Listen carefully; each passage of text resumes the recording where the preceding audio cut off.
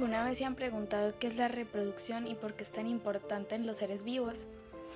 Es un proceso biológico por el cual los seres vivos producen nuevos individuos semejantes a los progenitores, asegurando la perpetuación de las especies y puede ser asexual o sexual.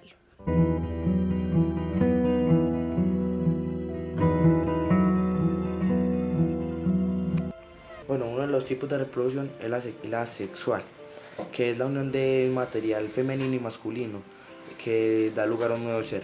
Las plantas casi todas las plantas florecen y dan semillas, y estas tienen en el interior de su ovario una célula llamada gametofitos. Cada organismo tiene un cromosoma y se da la polinización que permite que puedan unirse los gametofitos masculinos y femeninos. Bueno, la reproducción asexual es cuando solo hay un individuo y este individuo sale igual a su progenitor. Ese individuo va a tener una variabilidad genética que le permite a su nuevo organismo acoplarse mejor a su organismo. El organismo se da por medio de la mitosis, que es la forma que se reproducen las células. Son plantas que no requieren mucha agua. Son pequeñas porciones sin que su suelo se quede seco. Son plantas que les va mucho mejor en temperatura fría. Pueden crecer más lento en temperatura caliente. Pueden proliferar hongos u microorganismos. El alpiste bien cuidado puede llegar a durar entre 2 a 3 años y hasta 10 años. El alpiste cuenta con un tipo de nutrición autótrofa, es decir, que produce su propio alimento por medio de los cloroplastos que se encuentran en el proceso de la fotosíntesis, que al necesitar ser expuesto a la luz del sol, el agua y el dióxido de carbono se combina para formar carbohidratos o azúcares. Este es utilizado como cereal para darle alimento a los animales, específicamente a las aves, pero en las últimas décadas han dado consumidos por el humano y se ha descubierto que el alpiste es un cereal que contiene excelente composición nutricional por sus proteínas, vitaminas y minerales. Las flores no solo son bonitas, sino que también son importantes para la fabricación de semillas. Las flores tienen algunas partes básicas. En la parte femenina tenemos el pistilo. Es el que está situado en el centro de la flor y compuesto generalmente por 3 partes básicas. La primera es el estigma, luego está el estilo y luego el ovario. El estigma es la perilla pegajosa que está en la punta del pistilo. Esta está pegada a un tubo largo llamado el estilo, y el estilo conduce al ovario, que contiene las células femeninas del huevo llamadas óvulos. Luego tenemos las piezas masculinas, que son llamadas estambres, y son las que rodean generalmente al pistilo. El estambre se compone de 2 partes, que son la antera y el filamento. La antera es la que produce el polen, es decir, los espermas masculinos, y el filamento es el que sostiene la antera.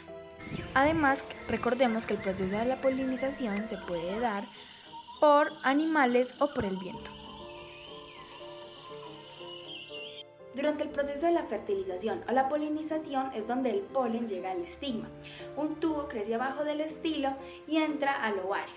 Los espermas masculinos viajan a través del tubo y se juntan con el óvulo, fertilizándolo, y el óvulo ya fertilizado es donde se convierte en semilla y el ovario se convierte en fruta. Su tipo de célula son las eucariotas, quienes se caracterizan por siempre tener un citoplasma compartimentado por membranas lipídicas y un núcleo celular organizado y que se divide en las células animales y vegetales. Su tipo de organismo es el alpiste, cuenta con un tipo de organismo pluricelular, es decir, que cuentan con más de una célula. La semilla fue sembrada diferente cada uno, una persona en algodón y 2 en tierra. Primer día, 12 de febrero, sembramos nuestra semilla y regamos agua. Segundo día, 15 de febrero, se observó que las semillas ya estaban en el proceso de la germinación y muchas semillas ya les había crecido un poco de pasto de color marrón. Tercer día, 18 de febrero, se observó que ya poco pasto había crecido y ya estaba de color un poco más verde. Día 4, 22 de febrero. Ya mucho pasto había crecido, pero no hacia arriba, sino que se observó que empezó a irse hacia los lados. Día 5, 25 de febrero. Se pudo observar que seguía igual el día 4, sin ningún cambio. Pero para la otra persona que sembró en tierra para estas fechas, su alpiste ya estaba muerta, se secó completamente y su pasto quedó café muy claro. Día 6, 28 de febrero. El pasto de las semillas se observó que creció rápidamente y frondoso hacia arriba. Sin embargo, para la persona que lo sembró en algodón, su semilla empezaba a morir poco a poco. Día 7, 2 de marzo. El pasto de las semillas se observó que creció y se veía mucho más frondoso. Sin embargo, ya el pasto no creció hacia arriba, sino que aquella creció para un lado. Día 8, 6 de marzo. El pasto creció mucho de manera frondosa, pero siguió creciendo para un solo lado. Día 9, 10 de marzo. El pasto siguió teniendo la misma altura y no creció más pasto, pero sin embargo para este día el pasto empezó a formarse hacia arriba. Bueno, donde se desarrollan o crecen las semillas del alpiste, tiene que ser unas zonas templadas con un clima frío para que puedan adaptarse mejor a las condiciones. La reproducción es una de las funciones más importantes para los seres vivos que asegura la supervivencia de los organismos a lo largo del tiempo, dando lugar a nuevos individuos semejantes a su progenitor.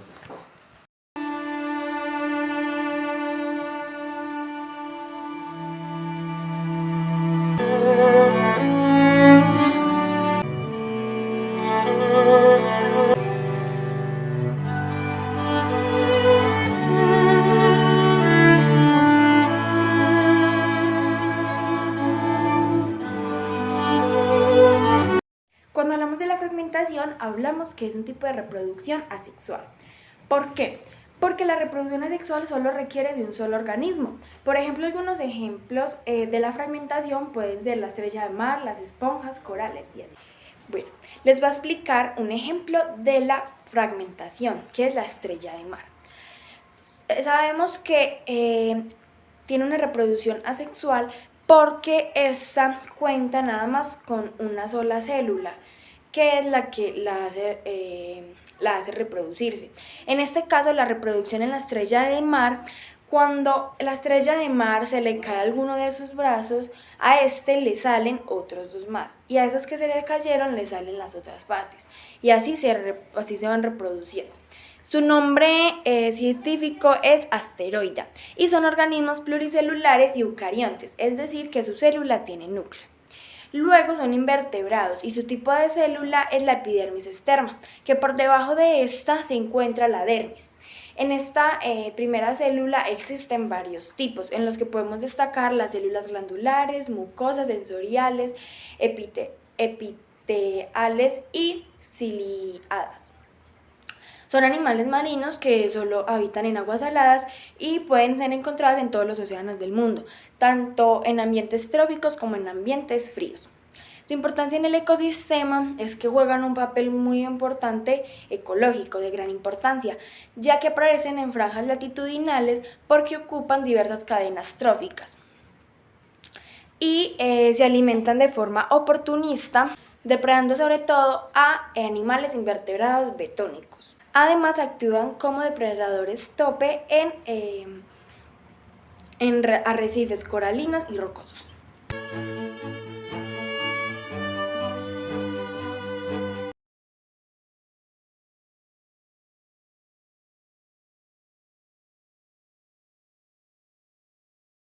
Ya entrando un poco más a profundidad sobre cómo es la explicación paso a paso de cómo ésta se reproduce. Entonces, la primera es la fertilización y la formación del cigoto. Luego se pasa al estado larvario. Luego de ahí están las especies en los estados larvarios. Luego pasa a un estado juvenil y por último pasa a un estado adulto.